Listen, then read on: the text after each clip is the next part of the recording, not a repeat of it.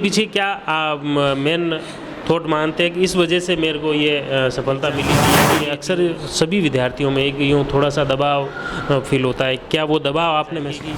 अगर कोई भी एग्ज़ाम है, सीए के अलावा भी कोई भी है, तो किस तरह से तैयारी करें? वही है, कंसिस्टेंसी मेन है, इम्पोर्टेंट है।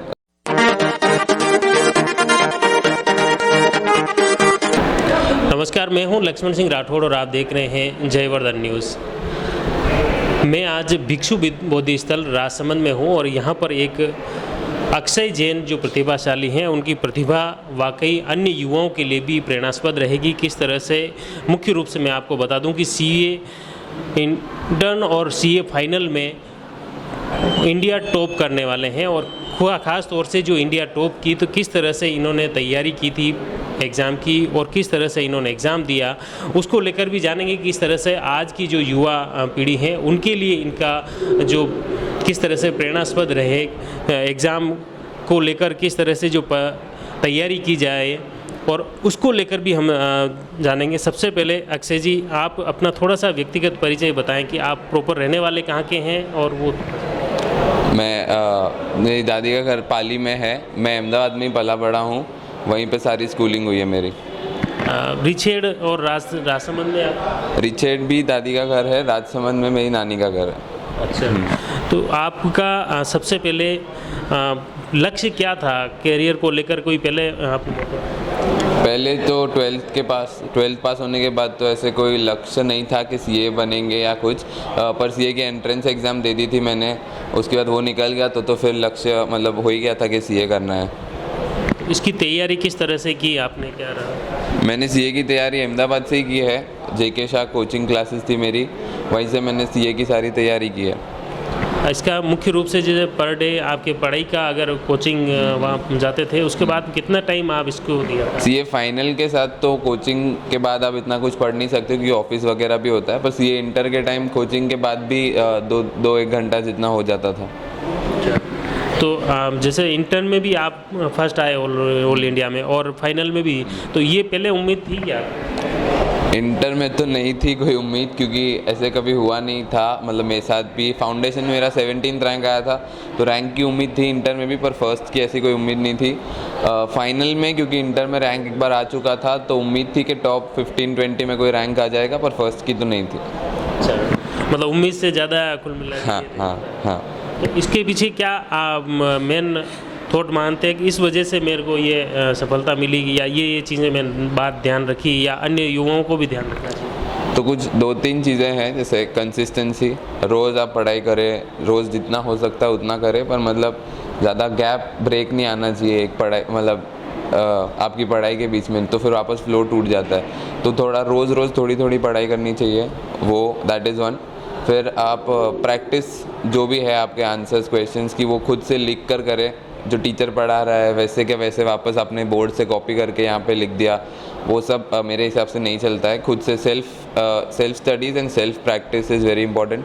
तीसरा है, मेन एग्ज़ाम के पहले आप 2-3 मॉक एग्ज़ाम्स दे दें ताकि आपकी हैबिट हो जाए, प्रैक्टिस हो जाए एग्ज़ाम देने की। ये कुछ 2-3 चीज़ें हैं जो इम्पोर्टेंट है मेरे हिसाब से। तो मुख्य रूप से आपने जैसे जो तैयारी की, उसमें मुख्य रूप से ये चीज़ आपने कॉन्सेप्ट को अपनाया और इस तरह से आपने तैयारी की, उसी वजह से ये?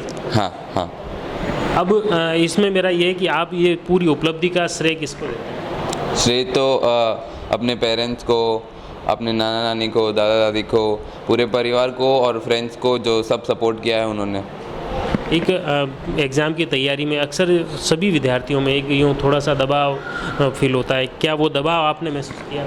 नहीं, दबाव या प्रेशर के हिसाब से आपकी फिर पढ़ाई पे इम्पैक्ट होता है, तो जितना आपसे हो सकता है, जितना अच्छा हो सकता है वो करना चाहिए, प्रेशर में तो काम नहीं करना चाहिए। ये मुख्य रूप से देखा कि आपने एक तैयारी की और कंसिस्टेंसी जो रखी और बिना प्रेशर के जो तैयारी की, उसी वजह से आज ये मुकाम हासिल हुआ। हाँ, सही बात।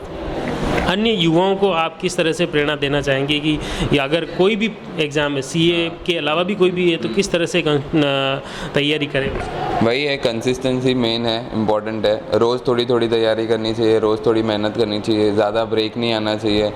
और जो आपका टारगेट है वो पहले से डिसाइडेड होना चाहिए कि इतने नंबर लाने हैं। रैंक वैंक तो सब रिलेटिव होता है, किसी और के ज़्यादा आ गए तो, पर कितने मार्क्स लाने हैं या कोई जो क्वांटिटेटिव टारगेट है वो डिसाइडेड होना चाहिए। जैसे आप स्कूलिंग के बाद में इसमें आए हैं आप, जैसे दूसरा स्कूलिंग से तो डिफरेंट ही होता है सीए की एग्ज़ाम। स्कूल में तो आप आपके स्कूल में है, सीए तो ऑल इंडिया लेवल का एग्ज़ाम होता है, सबको सेम ही पेपर मिलेगा। स्कूलिंग से तो अलग ही होता है सीए का एग्ज़ाम, ज़्यादा मेहनत लगती है ऑफकोर्स। चलो, ये मुख्य रूप से धन्यवाद आपका अक्षय जी। ये मुख्य रूप से थे किस तरह से इन्होंने तैयारी की और तैयारी के बाद में मुख्य रूप से राजसमंद के रिछेड़ गांव के रहने वाले हैं और अभी पाली ज़िले में रहते हैं और राजसमंद इनका ननिहाल है। और आज राजसमंद में ननिहाल में इनका स्वागत समारोह यहाँ आयोजित किया गया था और इस स्वागत समारोह के दौरान ही हमने इनका साक्षात्कार लिया है। निश्चित तौर पर इनका जो ये साक्षात्कार अन्य युवाओं के लिए भी प्रेरणास्पद रहेगा। मुख्य रूप से सबसे पहले बधाई आपको अक्षय जी का जो ऑल इंडिया में फर्स्ट रहा, तो ये इसको लेकर आप क्या? आप बहुत खुशी हुई, हमें अपार खुशी की अनुभूति हुई और ये इस उपलब्धि का पात्र भी था मेरे हिसाब से। हमारे बेबाड़ी में कहावत है, पूत के पाँव पालने में नज़र आते हैं, तो मेरे को तो शुरू से ही ये लग रहा था कि ये कोई विशेष अचीवमेंट ज़रूर प्राप्त करेगा। और जब इसने इंटरमीडिएट में फर्स्ट रैंक इंडिया में प्राप्त की, तब भी हमें ये था कि इंटरमीडिएट के साथ साथ ये फाइनल में भी फर्स्ट रैंक प्राप्त करेगा पूरे भारतवर्ष में। तो जब इसका रिज़ल्ट आया तो खुशी बहुत हुई। मेरे को किसी ने पूछा आपको कितनी खुशी हो रही है, तो मैंने उनको बोला कि खुशी इतनी कि मन में ना समाए। और दूसरी बात, मेवाड़ी में नाना नानी का अर्थ होता है छोटा।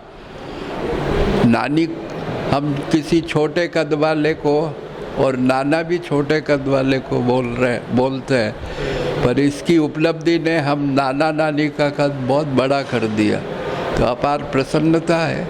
और अब हमारी अपेक्षा ये है कि इसके व्यक्तित्व का मूल्यांकन हर समय हर क्षेत्र में उस नंबर 1 के परिप्रेक्ष्य में किया जाएगा।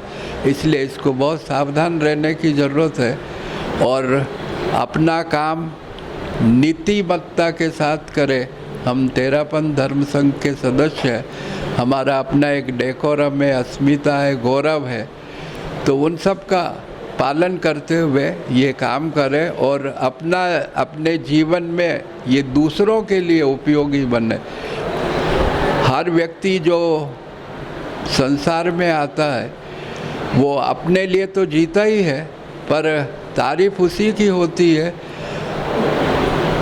जब उसका जीवन दूसरों के लिए भी उपयोगी हो। और आज मैंने बोल रहा था तो मैंने ये भी कहा कि बिना कुछ किए किसी की जय जयकार नहीं होती है।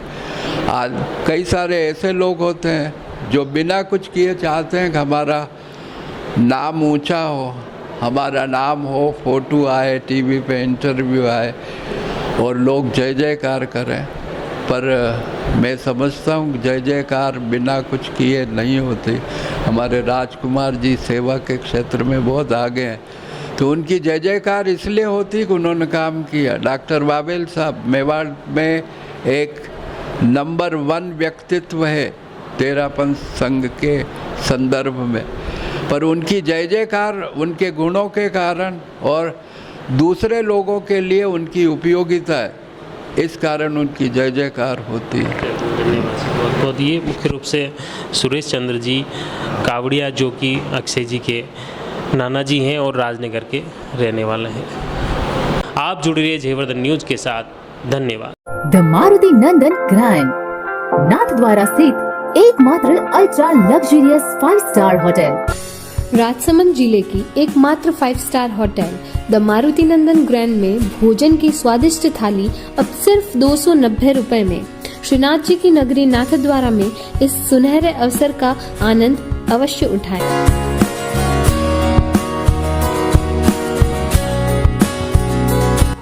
नंदन ग्रैंड। थिंक नाथ द्वारा, थिंक नंदन ग्रैंड।